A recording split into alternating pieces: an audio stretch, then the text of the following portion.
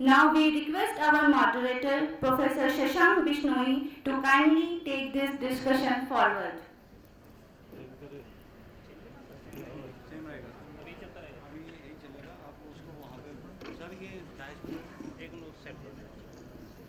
Good afternoon, everybody. Well, first of all, it's my honor to be standing here in front of so many eminent and distinguished panelists to talk about this important subject. The crowd seems to be missing right now, but I'm sure they'll be coming back into the room very soon. But taking note of the time, we'll probably start our discussion over here today. Today we have with us Shri Yatin Choudhary from TERI. Good morning. Good afternoon, I guess. Dr. Shailesh Agrawal from BMTPC. Professor Bhattacharjee, my senior colleague from IIT Delhi. My friend Professor Subramanian from IIT Hyderabad. Shri Amit Hajela from Amity School of Architecture. And Mr. Ojha, who I love to have animated discussions with. I hope today's panel is going to be as animated as the earlier discussions that we've had, given the importance of the subject, even though it's quite different from what we usually talk about. It's an important subject. We have what we are witnessing right now, I feel, is a change. I feel that there's a change in the discourse that's happening in the country over the last several years. 10 years ago, we could have easily been categorized as a nation of climate change deniers. 10 years ago, we could easily have been categorized as a nation where we are looking for excuses to get out of making changes. Today, I think we are trying our best to become the front runners in tackling climate change, in having a robust system that's going to be able to survive despite the climate change, and being able to take measures that minimizes the impact of climate change. And habitat is obviously one of the most important things that is going to have an influence on how much we are able to achieve. So I think this panel discussion is very important. The first thing that I would do is I would like to request each of our panelists over here to start with a very short 1-minute opening remark that can set the tone for the rest of the discussion. We'll start with Mr. Hajela, please. Professor Hajela, thank you.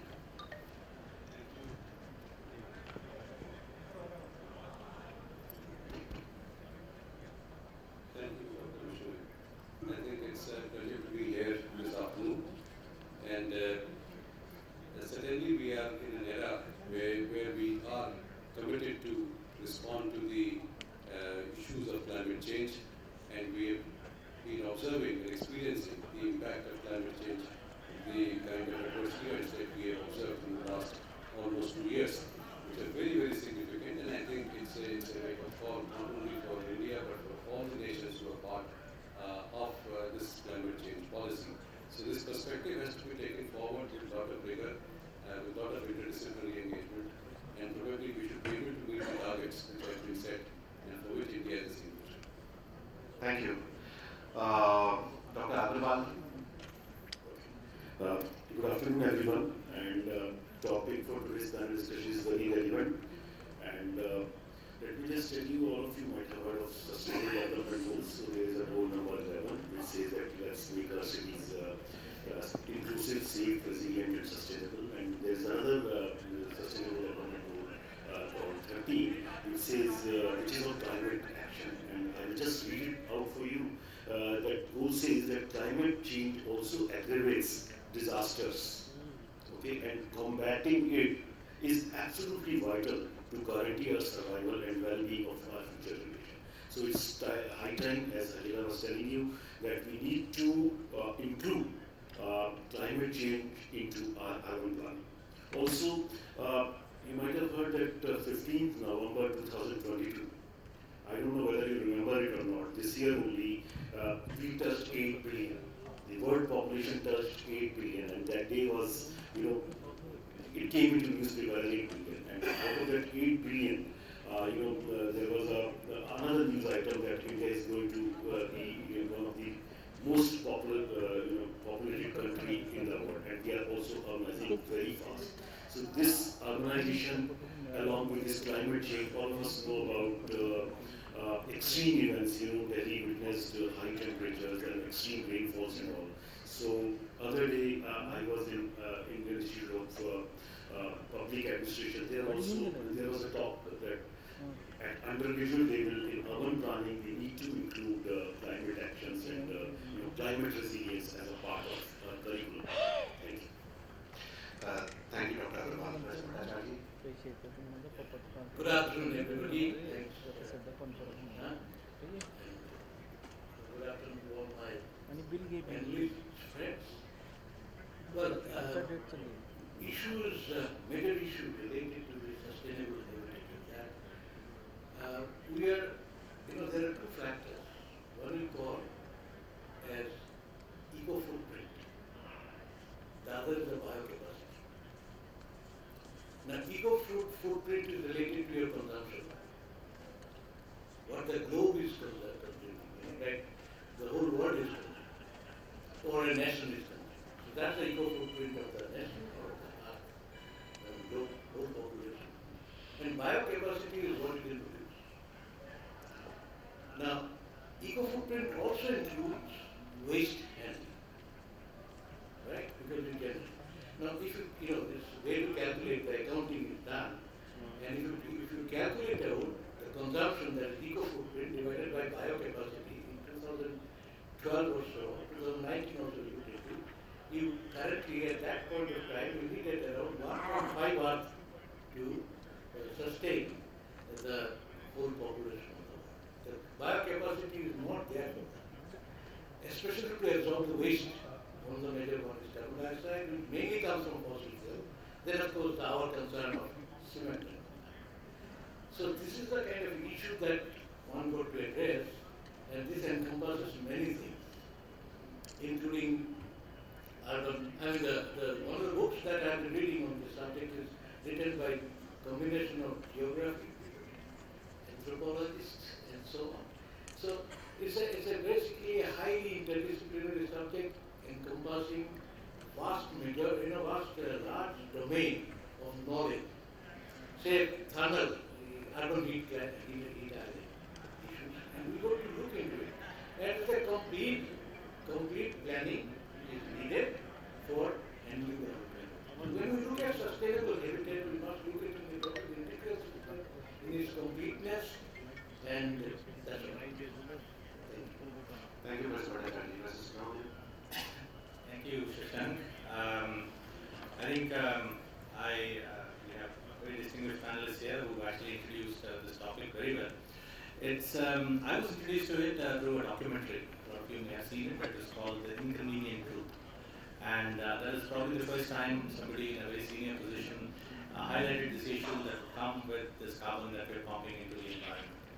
And the prediction at that point of time was made about the extent that we can pump before making some irreversible changes, which we'll have to live with. So I guess the realization has dawned on a lot of us. We've all realized now that it is a part of what we have done. And there have been, of course, the international community has been slow to waking up because there are political forces at play there. But still, I think there has been the Paris Accord, the Kyoto Protocol, all of these things have come up, people talk about the carbon tag now. So there's talk of zero energy, and all of these are leading towards something where we're looking at minimizing our impact of our activity on the environment as such. So I think construction is one of the largest contributors to whether it is the carbon dioxide that's going up there, energy, whether it is the embodied energy or the energy required to sustain the buildings, the operating energy.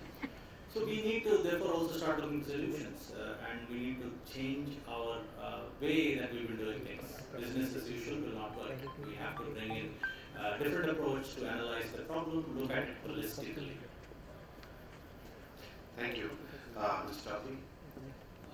Thank you. Good afternoon, everyone.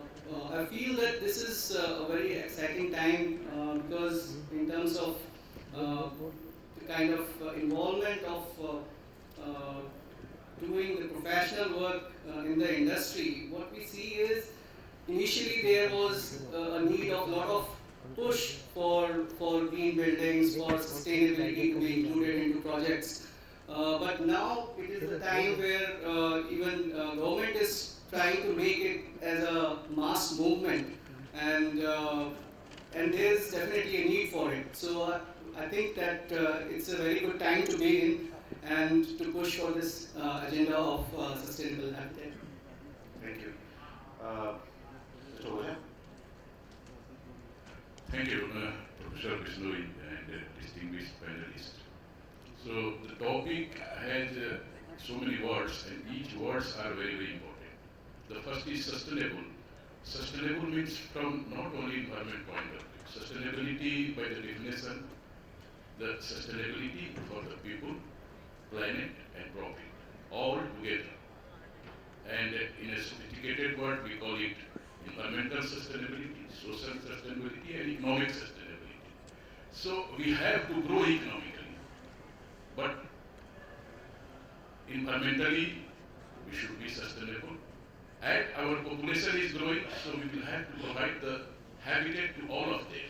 And that's why this topic is sustainable development, the National Mission for Sustainable Habitat. So if we are looking at it, the housing demand is going in our country. Our government has launched so many schemes to provide the houses to even if the poorest people. And what will happen? The demand for the cement, demand for the aggregate, demand for the every construction material will go on. And if you will see in the present linear way of progressing, if you see any city, the input is resources or energy, and output is the waste. So how to minimize it, how to circular way of development for the planet, for the people, as well as business to go on. So this is a high time. We should concentrate with all aspects keep in mind. So for all this, we will have to have circular thinking. So without having circular thinking, we cannot do the justice for the economic development. And one aspect of the environment will be degraded. So we must think it's the right time, in my views, and that's why we choose this topic, National Mission for Sustainable Habitat. So thank you very much.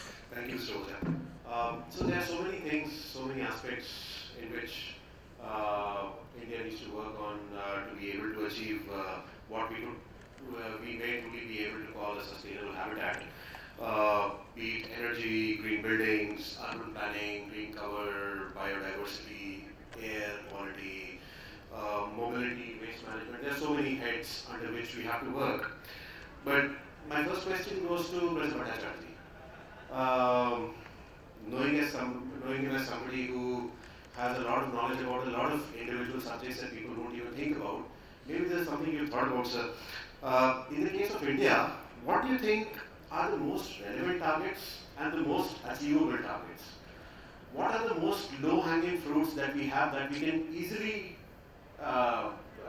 kind of take so that we can move closer towards what we want to achieve? Yes, if you are looking at to have a sustainable habitat by 2030, the achievable target would be the cement issues are there. The carbon dioxide that is coming from construction sector.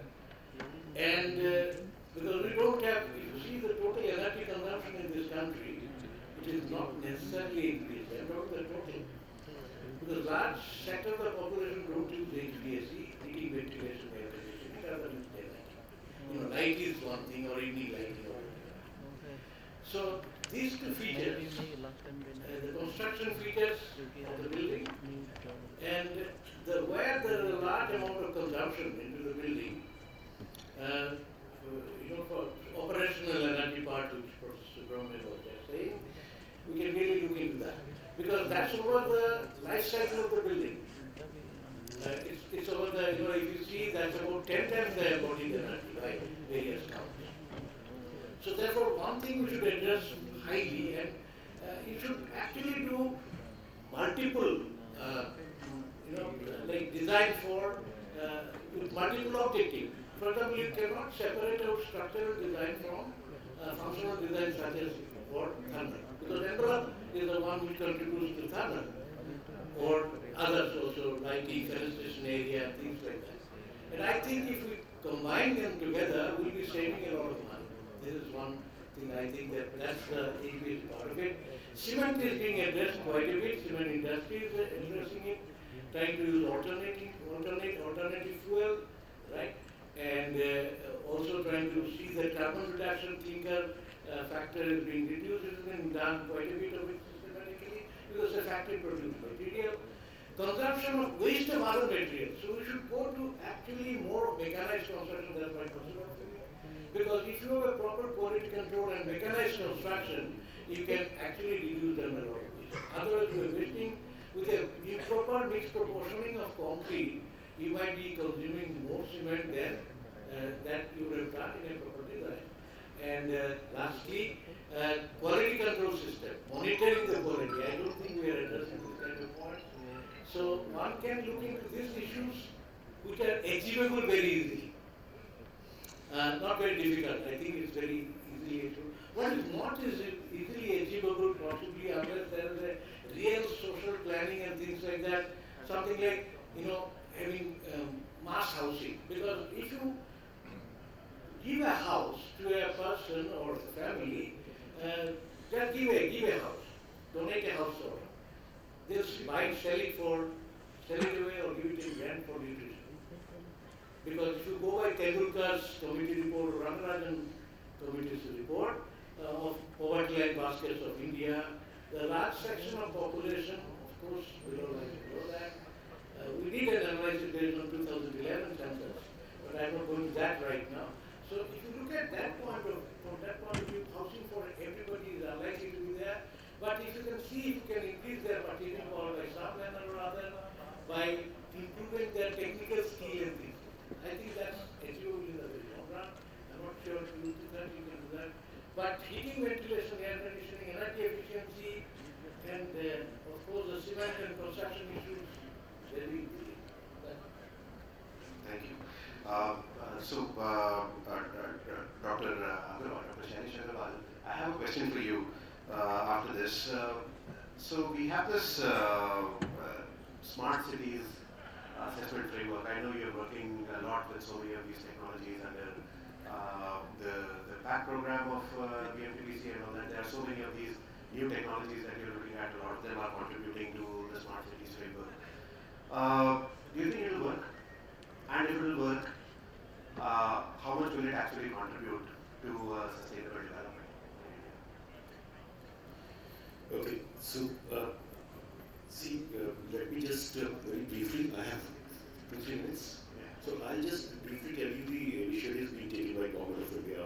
I come from Ministry of Housing and Urban Affairs, and since he talked about, although I prepared for this climate smart buildings, but since he talked about buildings and technologies, housing technologies, let me tell you that our Honorable Prime Minister is quite keen to bring technology in all the sectors of life, be it telecom, be it agriculture, or be it buildings. So one fine day he saw somewhere a 3D building on the road. So he immediately called Ministry of Urban Development Minister along with our secretary and asked that we need to have this technology in our country and we should start building new buildings. And that's how this whole initiative started in the year 2018. So in 2018, we sat together and then we looked around and then we decided that there is no harm in transplanting global best practices into our country. They are sustainable, they can help in resource efficiency, climate resilience, and those kind of things, sustainability per se. So we conceptualized a challenge. Okay, all of you should know about it, that we call it Global Housing Technology Challenge. And to all the audience here, please go through their website. We have a website, GHTC-Today. It's a website, it's an encyclopedia on innovative technologies, sustainable building materials. All the data, all the information is good together. there on GHTC website. So we conceptualized the Global Housing Technology Challenge, and we threw a challenge to the technology providers across the globe that do we have industrialized buildings? We didn't talk about materials, but we talked about building systems, structural systems per se. So we said, do we have construction technologies which can help build maximum number of houses in minimum time and minimum cost? So that was the challenge. Do we have construction systems which can help our country to build faster at a minimum cost and minimum time? So speed and cost was the criteria, and in 2019 we organized a Global Housing Technology Challenge. It was inaugurated by Honorable Prime Minister, and I'm so happy to share with you that we have shortlisted or identified, evaluated and assessed 54 new construction systems. So those 54 new construction systems are available on the website of GHTC India, and you can all make use of that information which we have gathered. So we didn't stop there. This is one thing that you identify the technology and tell the stakeholders that come on, use these technologies. We went a step further. What we did, we said let's demonstrate these technologies in our country. So right now we are doing 6 lighthouse projects where we are demonstrating. What we did, we categorized these 54 new technologies into 6 broad categories.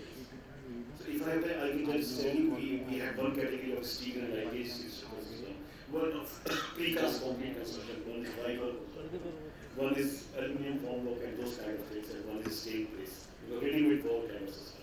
So with these 6 distinct categories, right now we are doing 6 lighthouse projects in the country, and those projects were launched in 2021. Already 2 projects are over. One lighthouse project we have done in Chennai, which was with precast concrete construction. Another one in Rajkot, which was tunnel form, and believe me that 108 dwelling units in 30 days. Without skeleton in 30 days, 108 units of S plus 13 configuration, 14 story.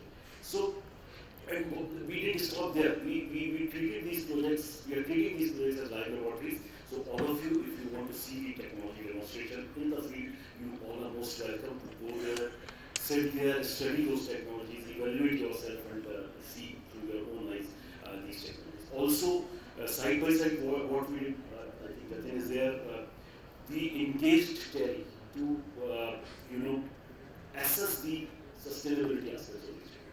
And 2 projects which we have completed, they have already achieved clear rating. That was my follow-up question to you, Dr. Agrawal. How do you ensure from the inception stage for these new technologies that they are also ensuring that they're sustainable?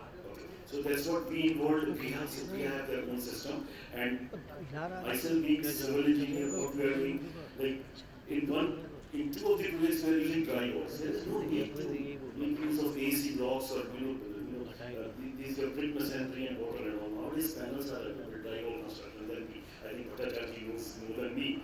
Expanded polystyrene core panel systems are available, and a whole lot of panel systems which can help you significantly. They can reduce the thermal comfort.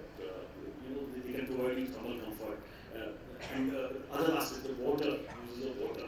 Also, wherever we are using precast concrete systems, you know more than me, we are using high performance concrete. In fact, if I can share with you, but don't catch me wrong, 60% GGBS we are using in one of the projects in light of project Ranchi. In Ranchi, dear friends, let me tell you what we are doing. We are making the entire module in a casting yard. 80% of construction is being done in the casting yard in Ranchi, and then those blocks are put one over the other, like Lego blocks. So there we are using 60% GGBS.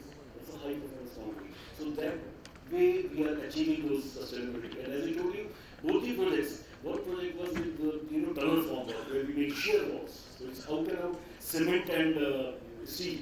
But because we are using high performance and these SCMs, supplementary cementitious materials, and then we are using AC blocks somewhere. So that way we are getting the clear rating of 4 as well. And besides, yesterday only somebody was, there was a presentation on rainwater audits. Somebody asked that instead of rainwater audit, we should have STP, we should use recycling of wastewater and all those things. So in all our projects we have STP. And mandatory minimum 20% water need to be recycled and used for secondary purpose. So those kind of parameters are also being taken. Thank you. That's very interesting that there are so many initiatives to bring to the field new technologies and to make sure that those technologies actually see light of the day. But Mr. Choudhary, I was also saying something in the beginning that we've kind of transformed over the last 10 years from being somebody who appears to not care to somebody who's doing quite a lot. For example, these initiatives that Dr. Agrawal was just talking about. Why do you think that change happened? Was one of the reasons that we saw that our development will actually be hampered because of climate change, or if we do not adopt these new technologies? What is the reason why we have so many of these programs, according to you, that we have so many of these programs that are promoting new technologies that can be sustainable technologies and better technologies for the future? So what I feel is these new technology, as Shailesh was mentioning, was that there has to be speed which is required for the demand of housing which needs to be there. But sustainability is also one of the prime thing which has now taken up in the industry, and most of the developers and in fact even the users are now very much concerned about all these facts. This is probably the reason why this particular aspect has taken up nowadays, and most of the new townships which are coming up are going for, and in fact large construction is going for the green building rating as of now. But there is also possibility of sustainability to be included into the bylaws and in fact ECBC, the new ECBC bill which is in the parliament has recommended that the sustainability along with energy should also be there. So this is what I feel is going to take leaps ahead in time to come. Okay. I think that's interesting, but I have a question which might even sound like a criticism. There are so many things, technologies, and this question is both to Dr. Agrawal and Mr. Choudhary. There are so many technologies that we're talking about these days are as new forthcoming technologies. There are so many things that we are saying that we are bringing into the standards to improve the sustainability, but a lot of these things have been there for a long time. And why did it take us so long to accept them? And even now, we are not at the cutting edge of technology. We are not at the cutting edge of science. How do we get there? Yeah, sure. So basically, in fact, I was just going through one of the reports, and it was mentioning that the energy consumption of particular building throughout the life cycle is almost equivalent to the energy which is being consumed for the production of material and construction of the building itself. So this thing to go into the policy, and now this emission targets which we have now in place, and in international forum we have mentioned that these are the targets which India is going to follow. Till 2030, we have to have reduction of 45% from the GDP of 2005, and net zero emission targets. So these new targets which we have committed to are some of the things which has put this particular aspect into the forefront, and now people are talking more and more about this issue. Just to answer, you asked two questions. One was, You also mentioned Reha, for example. I'll ask you the first question was very relevant that these technologies do exist in our country. Like precast concrete construction, Shri and Amity, they have been doing for the last 30, 40 years. But the point which was missing, we try to address everything, so we are trying to create an enabling environment for mainstreaming these technologies. So what we are doing, we are working with Bureau of Indian Standards now. All these technologies do appear in National Building Code. 2016, they do have a mention, and now they will be factor on that. Then we have created schedule of rates. We are working hand in hand with CPWD. So they, for all these, we have to, and also we are not saying we'll use this or use that, depending upon your requirement, depending upon the time, depending upon the finances available. You can choose, it's a basket of technologies. So you can choose any of that technology. So So we have created a schedule of trade also. We are working with international organizations, TERI as well, to understand the sustainability aspects, embodied energy. Like, just to give you an example, right now we have introduced it on life cycle cost. Earlier we all talk about cost per square meter or cost per square foot, but now we have introduced life cycle cost, and let me share with you that in general finance rules, the persons who come from Government of India, they know that general finance rules are Bible for us. We just can't deviate from that. In general finance rules of Government of India, we have introduced the term life cycle cost. We have a chapter on public procurement where we are saying that if a project is of this size, you need to talk about life cycle cost. So those kind of initiatives we have taken. Second thing which was missing in our country was there were very few people with these technologies, contractors or agencies. And in fact, we didn't have professionals as well. So right now we are running a course called Amity along with SPs, with the planning and architecture, where we are trying to train our architects and engineers on new technologies.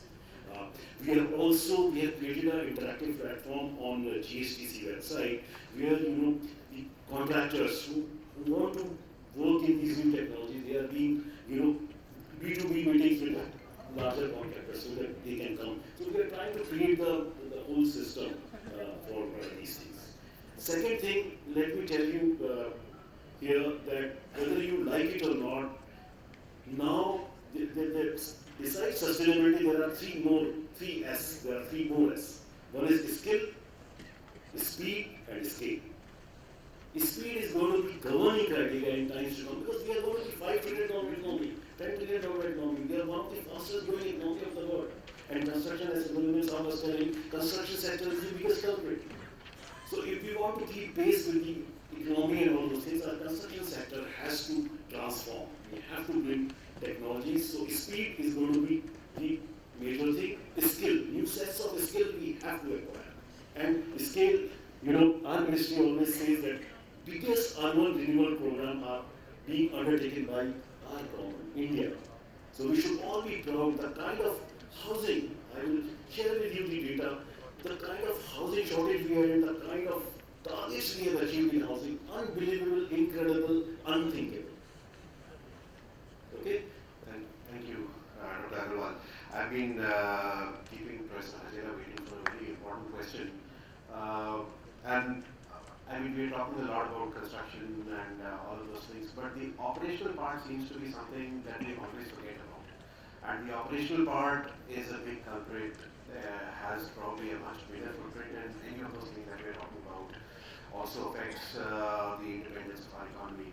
We've been talking about being Atmanirbhar, and also there are so many things, fossil fuels and things that affect our operational part. Is that going to improve? What role is that going to play? Is that really going to happen? And do we really care about that in reality? It's a very interesting question. The fact is that in the last 75 years, we have achieved self-sufficiency in the food sector and clothing, but housing still continues to be a distant. We are almost touching at about 33 million plus housing shortage in the country. And that probably fulfills the basic need of our people and the communities. India so far has been a reluctant urbanizer, so to say. We are urbanizing only at about 32% as compared to the Western counterparts of about 80%. And even some of our other nations in the South region are urbanizing at almost about 45%. Sri Lanka is urbanizing at about 45%. So I feel that there has to be a great shift which we are going to see. And so far, if we look at, I think things have not been going on the right way because we've been following the Western models of planning, and particularly the urban planning, wherein we have lost touch with the roots and the realities of our geomorphology, our society, our communities, our culture, and also something which was inherent to our social fabric. And something which Mr. Ojha mentioned, that there are three pillars of sustainability, primarily the social, economic, and the environmental. I probably feel I have a different take on this, that while I agree that technologies are important, and they would make a huge difference, particularly in terms of speed, scale, but I think there is a great responsibility in adhering to the ethos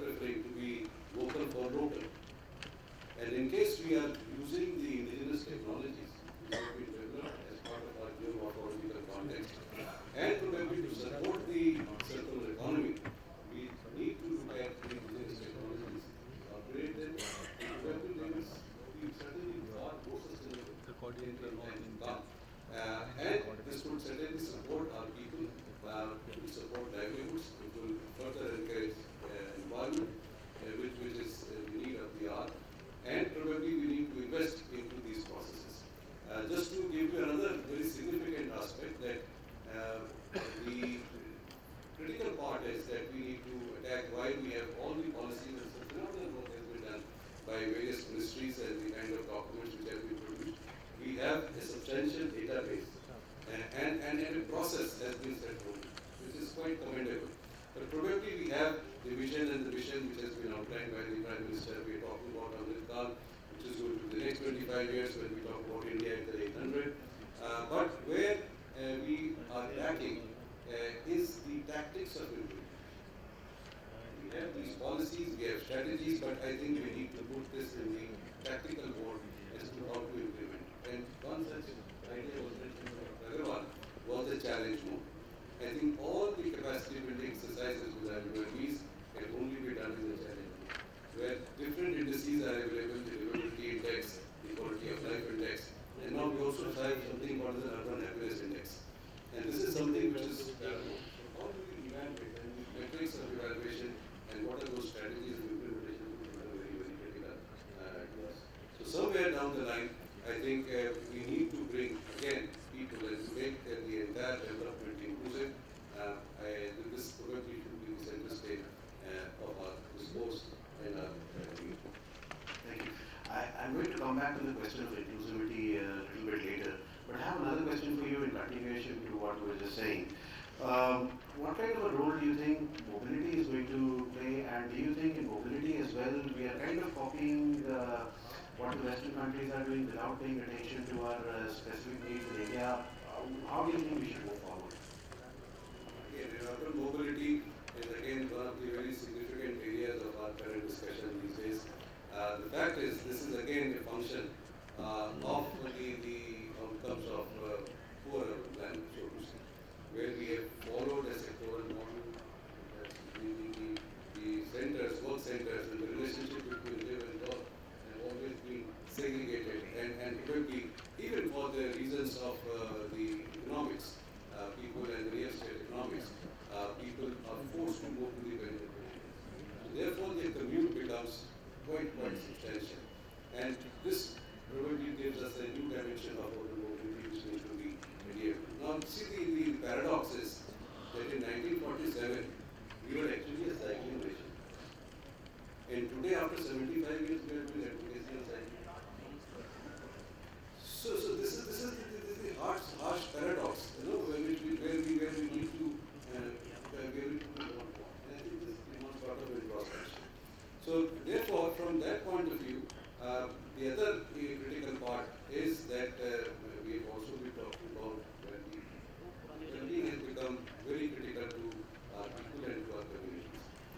From the urban mobility point of view, yes, when we have to move people across and the kind of the CNG that we are talking across the globe, I think we need to cut down and invest into green mobility. The kind of initiatives which have been taken are very welcome, but they have come a little late.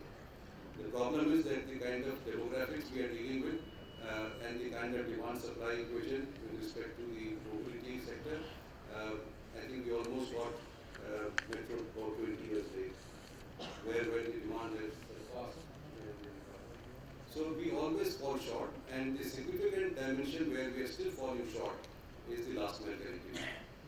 So the integration of multimodal integration, so to say, with non-motorized traffic and transport systems, intermediate transport systems, and of course the mass rapid transport systems, they all have to be brought in together.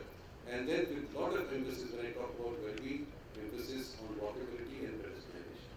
Now these again would be critical. Now globally we are talking about 15-minute cities.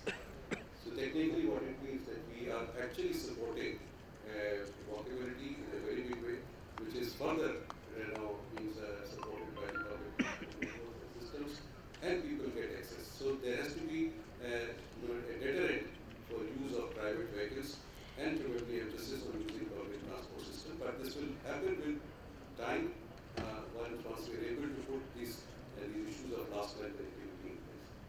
So urban mobility certainly, of course, use of green fuels and so on and so forth are of course very much there and which are being practiced, but systemic aspects are very important because see, something which is very complex about cities is that there are systems within systems. How do we deal with these systems and how do we bring them together is the challenge, and I'm sure the next 25 years belongs to you. Thank you, Professor Hajela. Something that you talked about over there was about the need for an Indian flavor in the and probably wait to not necessarily copy from abroad, and of course to do things in a systematic manner. So I'm coming back to building materials over here a little bit and the construction sector overall a little bit, and my next question is to Mr. Ojha.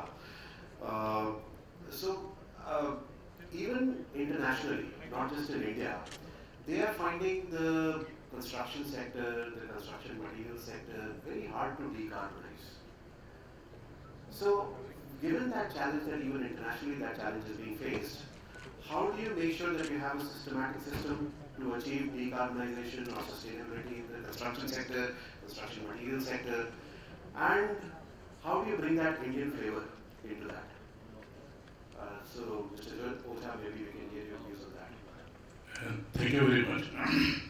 But before this question, I would like to have a comment on whatever was asked to Shri a smart city. So a smart city actually, whatever is planned, and on planned virgin land, smart cities are developed generally. But we wanted to have a smart city with our existing cities, and that was a very difficult task. The initial seminars and conferences happened on the smart cities. And from that seminar, perhaps the outcome was that unless otherwise we will have to work the waste management. We will have to work the waste management, municipal waste management particularly, municipal waste management, municipal solid waste management, and municipal liquid waste management. And then the industrial waste management also. Only then after that, a smart city can be made, which was existing cities. So it was a very difficult task. It was not an easy task. It is easy to plan, but it was very, very difficult task for creating a smart city with our existing city. And that's why perhaps the government realized after some time that pushing smart cities will have many, many components, and that's why now perhaps the Niti Aayog has come to the conclusion that we will work to have the waste management, particularly industrial waste management, and it is coming there regarding the second one, technology. The technology is speed, durability, but technology also poses some side by another development of another technology, like my one country. We are creating a concrete wall all around, but concrete wall as a whole is not thermally comfort. It has a high U value. So the question is, can we design a concrete having low U value, which will provide the thermal comfort? But why have a concrete at all over there? So my work certainly is based on concrete. Why do we need walls? I am talking about that technology, and that technology poses another development of another kind of So concrete. that's what my question to you is, because you're an expert in construction materials. How do we So achieve I am coming to that. So construction material, that was another challenge that can be designed, and can be designed a structural requirement, mechanical property, then durability property along with the thermal property. Can be designed a concrete? That is a problem, that is a question, that is a research area we need to focus. Now, coming to the sustainability from the construction material point of view. We know the construction materials, not only cement but aggregates, are also scarce. If we are using 300 million ton cement, then it means 5 times at least 15 million tons or 20 million tons of aggregate is required. And it is a scarce material. So we will have to see from circularity thinking that all industrial waste, wherever it is being generated, the construction industry or cement industry will have to work like a sink. And even if we will not work, we will not be able to supply our aggregate requirement and other building materials requirement if we will not be looking at it in a circular way for the resource efficiency. So that's why the government is pushing how to use the waste material like steel slag or blast furnace slag, which is increasing in a way when we are increasing the steel production. the Konark furnace slag or EAF slag or LD slag, and I am proud that we have worked for all other type of steel slags, how it can be used as aggregate. Similarly, for the CNT waste, it has to be worked. We have worked on the bottom ash, which can be used as a fine aggregate, and we have provided, you are in there in the IS 456 development and the CD also. So we have provided the specification and guideline for the bottom ash, which can be used as a fine aggregate. So unless otherwise, and not only that, we have also provided how we can design the concrete using bottom ash as aggregate. So from all the angles, not only the cement is one material, but another materials, how we can supply the requirement. Now come to the sustainability, environmental sustainability. There is a net zero concept of building, like net zero emission, net zero building. So net zero building is a concept from operational point of view, not from the initial embodied energy point of view. So not net zero means operational net zero. How we can do that? We will have to plan the buildings by the envelope, as my guru Dr. Bhattacharjee was saying, from the envelope, from the selecting the right kind of material having U value, and the same material is not, same technology is not providing thermal comfort in all the, in Delhi or in Mumbai or in Jodhpur or Jaisalmer, because all the environments is different. So we will have to design the buildings according to the environment where it is situated, and only then it can be achieved. So selecting the right kind of material, right kind of technology, and from the initial point of view, and from operational point of view, we will have to minimize the energy requirement. And another way, but even if we will minimize, some energy demand will be there. So how to make it net zero? So we will have to provide that demand from the supply side. And supply side energy, it can come to the renewable sources. Okay? So we will have to adopt from the wind energy or from solar panel or from municipal waste, biodegradable materials which can be converted into CNG or it can be converted into electric energy, like that. So whatever the balance requirement is, first the minimization of the requirement from the building, and the supply that balance from the renewable sources. So if we achieve, and if it is equal, then it is a net zero. And if it is positive, let's suppose supply is positive, then even if theoretically it can be net positive. So we will have to think circular thinking for this kind of problem we are facing, and why speed is needed, because we don't have time. It's a Amrit 25 years, as PME say. By 2047, we need to be developed country, and we will have to be circular in thinking. Only that we can achieve. Thank you. Thank you, Mr. Ojha. I think those are very inspiring comments from you. So during this discussion, we have talked about technologies, we have talked about development, emissions, energy, the need to do things fast. One thing that we always seem to forget about, a very uncomfortable question in India, inclusivity, the social aspect, the condition of the construction workers. And social is a very important part of sustainability, and we very conveniently forget about it. I know my senior colleague, Professor Bhattacharjee, has very strong views on this. So I'll request Professor Bhattacharjee to share his views on the social aspect, especially considering the pathetic condition in which a lot of our construction workers who are building these beautiful palaces in which they live in.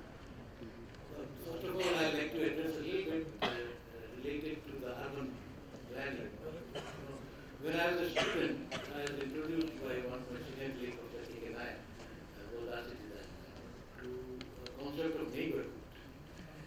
TERI, 1925, in the United States, and unique of urban, unique is called neighborhood, where the youngest child is put into the center point. So primary school is the center point. People was Hajela was talking about.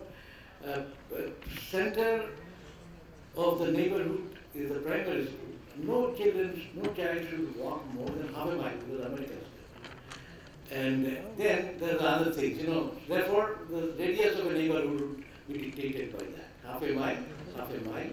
So therefore, that's what it is. Then you can have markets and local markets. And then the question of working places, 3.5 hours travel. Not proper drive, because 1925 drive was not there. And 1950s, the United States changed into the motor car era, individual one motor car. And I was President Eisenhower's time, and actually we followed that model Bush line, right? And therefore the people has gone away. You were asking, people has gone away somewhere, and possibly motor car-driven society we are, like United States. Europe has much less, mainland Europe, I'm talking about. It has, but relatively less because they have, particularly Switzerland where Professor Shashank did his master's, there's a lot of control of things. So a lot of public transport. Now coming back to Delhi as a city, there are a number of plans, master plans, and early plans include to have some neighborhood townships. But for people to come by mass transit. So satellite cities, that is called, quite been thought about in 1970s, but somehow or other all these things have buried in thin air. And we have started increasing our floor area ratio, which means you are increasing our number of cars in the city, traffic jams, and pollution. And this is what I just wanted to highlight. And then coming back to the social issues, you see, as I said, that expenditure capability of people are very, very important. If you look at expenditure capability data comes from census data. And if you look at 2011 data, majority of the people don't have expenditure capability to purchase a house. They're large number, not majority, large number. And if you see JLL's report, it will say that we have large number of houses vacant at a high level. But the demand is at the low level. And if you want to make a sustainable society, you have to look in some or other, either increase their purchasing capacity, expenditure capacity.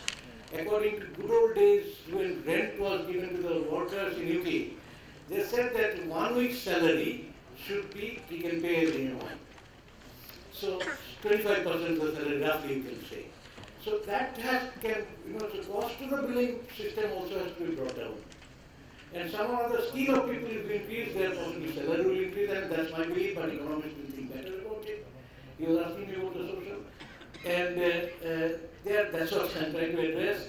And JLL report says that huge demand at the lower end, higher end, we have surplus houses. So how do you tackle that? But industrialized construction surely has got a role there because you can construct fast and at a cheaper, efficient scenario. So, more efficient, use least material, no wastage, and like kind of 3D modular. They might be talking about technologies, also planar system. Tunnel form has been used in India, but somehow or other it didn't pick up. 97 I saw that building a complex in Bengaluru. I visited that actually, South City. Tunnel form was used even then. But somehow or other, the other builders didn't take it up for what reason, I don't know. Perhaps the break-even cost, You have to set up cost is pretty high. So you have to see into that kind of thing. And I have a strong feeling if you can make the cost cheaper, so that for large mass you can make it. Then perhaps this will improve, the scenario will improve. So socially, that issue comes into, the construction, making social sustainability, housing for large number of people, you have to have cheaper, multifunctional design. That's what I'm saying, which Ojha also agrees, that your system cannot be first design structural, okay, this is a frame, spend a lot of money into this, and then have additional cost for thermal insulation or whatever it is, thermal comfort I'd say, because a lot of affordable scenario will be thermal comfort. And we have yardsticks like what they call it tropical summer index, developed by CBRI in 1970s, say put a tolerable thermal comfort level, if you put it, and that kind of thing can be done by multifunctional design and industrialized construction. That's my feeling. And even if you look at the social sustainability, whatever technology they have got it is there. Malaysia did a lot of it actually. Varieties of technology. Singapore, of course, is a small country. And obviously in India the technology comes from possibly Scandinavia, Finland, Elevati. They have been supplying various categories. But making even our own thinking and little bit of R&D on those kind of things jointly by academician and industry, but I should do a better. Partly I think I have answered your social issues. Thank you, Professor Bhattacharjee. I'll continue with that social question with Professor Subramanian. And the question is slightly different here because we are talking about technologies, we are talking about solutions, but in the end, what about the acceptance? What is the human level intervention that is needed? And I'm asking this question to Professor Subramanian because being a professor, he's dealing with so many types of people all the time. Students, clients, other faculty members, people in the ministry, and things like that. So acceptance is one question. Then who does the design? Are the tools available? Are the people? Do the people have the skills, the capacity to be able to use the right technologies, the right things at the right place? Are the right people doing the design at the right location? What is the human level intervention that is required according to you to achieve what we want? Thanks, Shashank. It's really a thought-provoking question. But you're right. I mean, we have, I would say, so far adopted technology which is directly come from the rest of Japan. And we've tried to simply use it without indigenizing it. I would use the word indigenizing it because there are region-specific aspects we need to consider. A very simple example is in US and Europe, they need to keep the heat in, whereas in India, we need to keep the heat out. So that's a very simple design concept of our housing, except perhaps if you are living on, then probably containing the heat in the building becomes important. But to this day, the models that are used to evaluate the efficiency of the building tries to keep the heat out. So, the heat in. So we need to look at our geography-specific issues, look at technology that would serve us best, perhaps do some intervention there, and indigenize it. And I think towards that end, a lot of these efforts that are made by agencies like BMTPC are really coming to fruition now, that we're seeing adoption of new technology in construction. But there's always this issue of acceptance. Who is going to accept it? And nobody wants to own it. What if it goes wrong? So, and one of the issues there is we don't deal with small money. I mean, this is one of those issues with technology development, particularly related to civil engineering or housing in specific, is that it ties a lot of money. It is capital intensive. We cannot afford to make mistakes. And these mistakes are glaring, they are there forever in posterity. Compare this with technology development, let's say in software, where what can go wrong? At best, you'll crash your computer, you reboot it, and you're ready to go. So our technology, whatever comes, has to stand the test of time. It has to be designed for 75-year lives. We're talking about decades, if not millennia. So whereas normal technology timeframes, they design for a 3-year lifespan, max 5 years. We are looking at something that has to be that has to stand for a longer amount of time, and that's one of the challenges. So when it comes to acceptance, and this is where I think educational institutions, research institutions really have to step up to the plate, where we have to take up the demonstration, work with agencies, work with the contractors, bring in this, take it up as a challenge, be willing to go up and maybe even sign, because everything has to be certified. So I think as national institutes, we need to take up ownership responsibility, where we do certify some of these products, do demonstrations in our backyard, and then demonstrate it to the rest of the world that this can be done, this is something that can be taken up. Then the other part of acceptance, which is also important, you did mention one of them, which is tools. Tools, of course, are always something that one has to think about. And I'll just touch upon what Professor Bhattacharjee mentioned. And there is a tunnel forming. And one of the things with tunnel forming, the reason it didn't catch on is because a lot of this technology is very proprietary. So you end up paying a fee on top of the usage charge. Because the person who has patented it would obviously expect some royalty in return. And some of this technology becomes region specific. So you need to import labor also who are skilled enough to handle that. So in the case of tunnel forming in particular, there's Turkish gangs that were required to be brought in to do this thing. But I think now other industrial houses have since taken up this, and we're able to do this in India. So that is the tools part of it.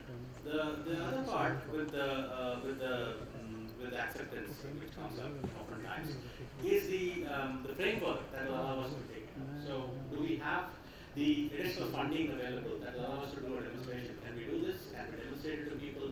And what is the industry ultimately interested in? Scale. Oftentimes, when we think small. Now, when industry gets into it, or if we want to market it, it has to be something that is has to be scalable. It has to go to a much larger numbers. And this is something I think we as in academia have not done. We don't have the tools to think about, nor do we address the problem properly. So again, to make that happen, I think we need to bring in industry, we need to sit across the table with the contractors, look at the scale of issue of this technology. How do we scale it up to a larger scale? Is it even economical at that scale? It may look economical at a small scale, but what are the challenges in the large scale? So these are all, it has to be looked at it holistically, where perhaps a challenge like this needs governmental agencies, needs research agencies, needs academic institutions, needs the stakeholders who are going to implement it. All of them have to come together to come up with a solution. Thank you. So that's it's a very complex task to achieve all of that, I suppose. But we're coming towards the end. We still have a bit of time before. I'll ask one directed question to Ojha here. We've talked about so many subjects. This is the NCB conference. How is NCB going to play a role, according to you, in the future to help us achieve what we want to achieve? These two words. Yesterday we were discussing about how to reduce the carbon footprint, and we were discussing where is the potential. The first potential, it's not only related only to this topic, it's a little bit elaborate. The reduce the emission is the potential to reduce the emission, CO2 emission, lies with the cement manufacturing process, which is perhaps best in the world, the present cement industry. But the potential to reduce further with the clinker substitution and waste heat recovery and other means is only left with 25%. The rest, 39%, the potential to reduce the carbon footprint and CO2 emission is with the concrete and construction. So we will have to concentrate on that. And 36%, most probably, if I remember correctly the data, with the carbon capture and utilization. So we will have to think circular, and we will have to take care of across the value chain of cement, concrete and construction. Without it, we cannot achieve. Now, my suggestion is, if we want to achieve it, the cement industry should not think a separate industry from the cement, concrete and construction industry altogether. The cement industry is only a subset of the whole. The second is, for the academia, we are saying by 2030, this much reduction by 1 billion ton of CO2 reduction. But how we will measure it? So we need to develop just like national accounting, national income accounting, we need to develop at a national level carbon footprint accounting. And how it can be done? And second is, it can be based on the material flow analysis. Unless otherwise we cannot do the justice. So based on the material flow analysis and the carbon footprint accounting, we can achieve it, we can measure it, and then we can achieve it. It is known, which cannot be measured, we cannot achieve it. So we will have to account it, it has to be measurable, and then we can achieve it. And how to do that? My suggestion for the academia is, the three area is fastly growing: the environmental economics, ecological economics, and resource economics. Academia, particularly in the civil engineering, must consider these type of courses. All of you are very renowned professors from the very renowned institutes.